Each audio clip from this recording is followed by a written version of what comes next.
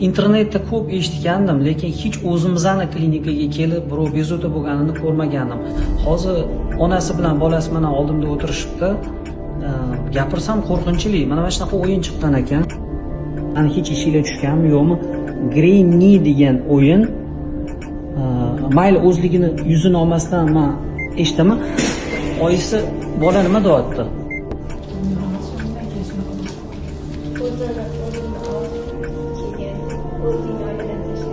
Shunaqa deyaptimi?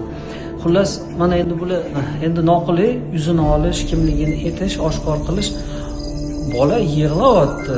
Bolaga zinadan tushib o'zini oslayotgan ekan. Iltimos, shunaqa o'yinni bolanglarda ko'rsanglar, farzandinglarda yoki ko'rsanglar emas, albatta bitta telefonini qaranglar. Asosan o'quvchi bolalarda 3-chi, 4-chi, 2-chi, 5-chi sinf bolalarni bir qaranglar, yaxshilab telefonini. Bunaqa o'yinlar xavfli. Mashinani oldiga tashlayotgan ekan. Hushyor bo'lasizlar. Hammanglardan iltimos, hamma o'quvchisi bor yoki ota-onalarga yuboringlar, tez tarqatinglar. Inshaalloh hammamizga foyda bo'lsin. Bunaqa balolardan qutulaylik. Bunaqa o'yinlarni bolalarimiz o'ynamasin. Hammanglar salomat bo'linglar.